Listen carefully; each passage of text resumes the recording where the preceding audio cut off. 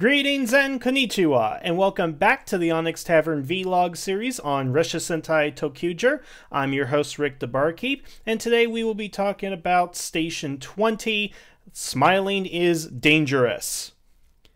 And honestly, I'm going to try and keep this short, guys. This was not a very good episode. I dare say, thus far, the worst episode in Russia Sentai ToQger.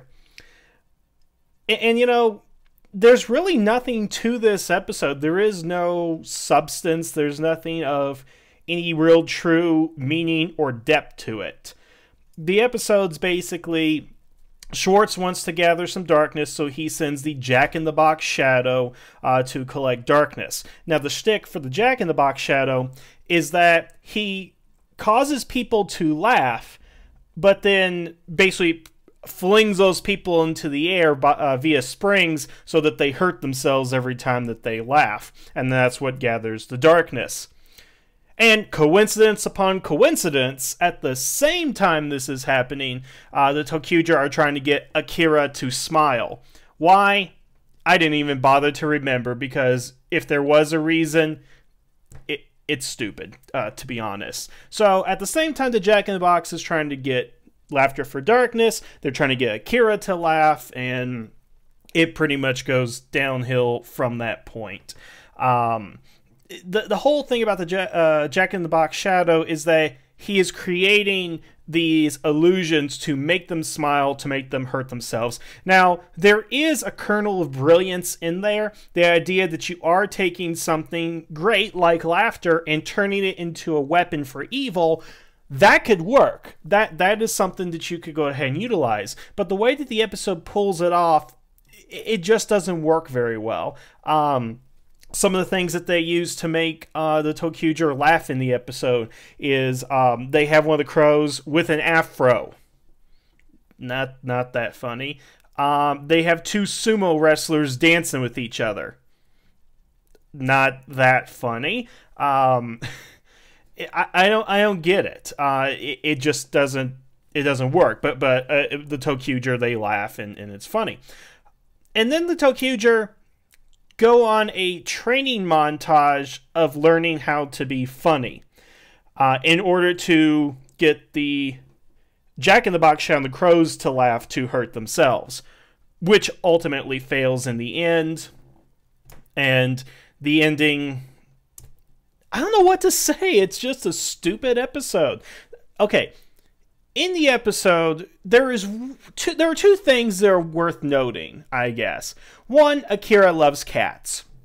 Now, the thing I like about that is that Akira is this somber character. He has a death wish. He feels he's done all this evil, but he has a soft spot in his heart for cats. That makes him smile. And he helps a little girl, keep her cat while her mom, debates whether or not she is allowed to have it. And that's a little nice touch. I have to admit that is kind of nice. But other than that, I mean, knowing that cats are a soft spot, is that going to play into later episodes? Is the Shadow Line going to use cats against him? Is he going to adopt a cat in an episode? I don't know. It just doesn't seem to work. And then we do know that Zet in this episode finds out that Schwartz and Greta are working against him. And he's allowing this to go on just to kind of see what happens. Beyond that, that's pretty much what we have in the episode. Again, most of the episode is them doing comedy training, like learning pratfalls and jokes and stuff. And I think that's the biggest problem with the episode, is it's a comedy episode. And the problem is the comedy just doesn't work. Now, I'm sure if you're a Japanese person, this stuff is utterly hilarious to you, and you don't mind it. It's great. But the problem is that all the jokes in here, I think you have to be Japanese to get it. Because I watched this with my wife, and my wife's Korean, and she didn't get the jokes. She didn't understand why it was funny. In fact, she thought it was so stupid she doesn't want our kids to ever watch Super Sentai. Something I will have to discuss with her. Anyway, the jokes just don't work on this level. It's kind of like if you showed a bunch of Japanese who's on first, they might not laugh, they might not get it. But you show an American who's on first, they're going to roll out laughing, because it's funny. But there's probably some sort of cultural barrier between the two. I mean, one of the jokes that ToQger were doing were that they were pretending that they were on like a Shinkansen or a plane or something, and it turns out that they were on a boat or something. I don't know. It was something really stupid. I didn't get it. And it flies by so quick that you can't even tell what was happening. So, and because it's comedy, it is subjective. And I'm sure, if the jokes were actually funny, I might have loved this episode, but there really wasn't anything to this. It was pretty bad. And I think the worst part of the episode is when Akira boards the rainbow line, he's like, well, what's the problem? Because the ToQger brought him in and they want him to smile, so they've all dressed up in funny costumes and stuff to try and get him to smile and stuff. And so he comes on, and all the ToQger are dressed in ridiculous clothing. Wright is dressed as, a girl in a white dress and stuff. And Mia's dressed as a businessman. And I have no idea what the others are really trying to go for, but it really wasn't funny. It was just absurd. And I guess absurd comedy is the best way to put it. And if you like that kind of thing, I'm sure you'd like the episode, but to me, this is an episode of filler. This is something that doesn't make any sense to me. Just wasn't all that good. So I'm just kind of hoping that we're uphill from here.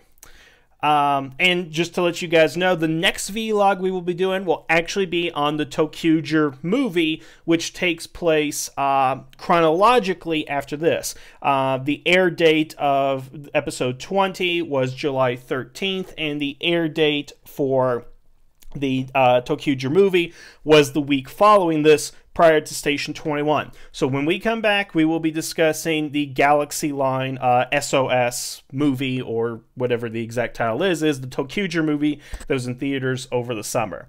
So next time I see you, let's just hope that the movie is much better than this episode. Otherwise, thank you guys for listening. Have a good day, and the tavern is now closed.